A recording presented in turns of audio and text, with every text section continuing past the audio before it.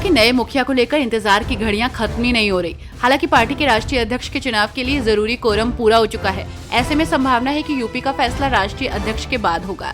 वहीं यूपी में भाजपा मुखिया के चुनाव की जगह मनोनयन की संभावना प्रबल हो गई है। ऐसे में संभावना जताई जा रही है कि विपक्षी एजेंडे की धार कुंद करने के लिए भाजपा किसी पिछड़ी जाति से आने वाले चेहरे पर दाव लगा सकती है।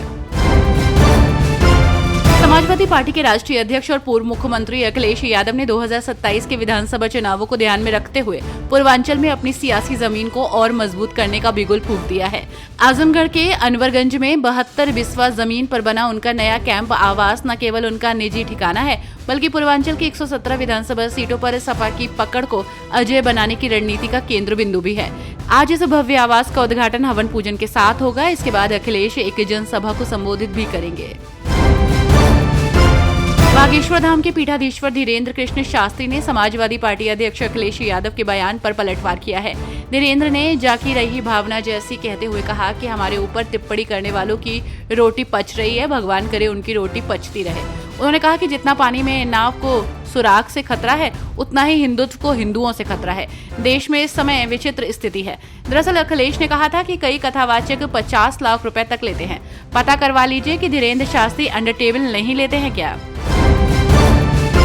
उत्तर प्रदेश में अवैध खनन पर नकेल कसने के लिए योगी सरकार ने हाईटेक तकनीक का सहारा लिया है। अब खनन क्षेत्र में आंखों से नहीं बल्कि एआई, ड्रोन और सैटेलाइट की निगरानी से हर गतिविधि पर नजर रखी जा रही है। प्रदेश में अब तक 21,477 अवैध खनन और ओवरलोडिंग में लगे वाहनों को ब्लैक लिस्ट किया जा चुका है। खनन विभाग ने पूरे प्रदेश में 57 जगह एआई और आईओटी आधारित चेक गेट्स लगाए हैं। ये चेक गेट्स वाहनों की गतिविधियों पर निगरानी रखते हैं और वेट इन मोशन तकनीक से ये पता लगाते हैं कि कौन सा वाहन ओवरलोड है।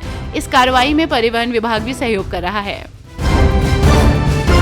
उत्तर प्रदेश के देवरिया में मुहर्रम के मेहंदी जुलूस के दौरान फिलिस्तीन का झंडा लहराया गया है। इसका एक वीडियो सोशल मीडिया पर वायरल हुआ, जिसके बाद थाना लार पुलिस हरकत में आई। उसने त्वरित कार्रवाई करते हुए अज्ञात के विरुद्ध केस दर्ज कर जांच शुरू कर दी।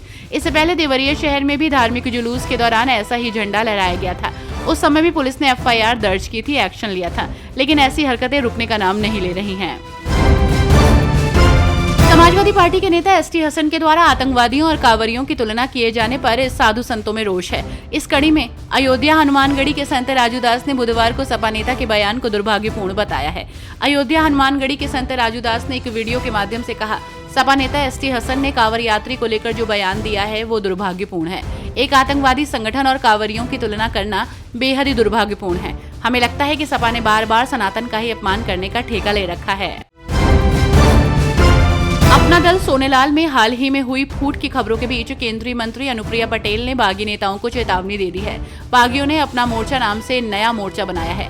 अनुप्रिया पटेल ने पार्टी की एकता पर जोर दिया और सामाजिक न्याय के प्रति अपनी प्रतिबद्धता दोहराई है। साथ ही इस दौरान इस पूरे घटनाक्रम को एक षड्यंत्र बताया गया है।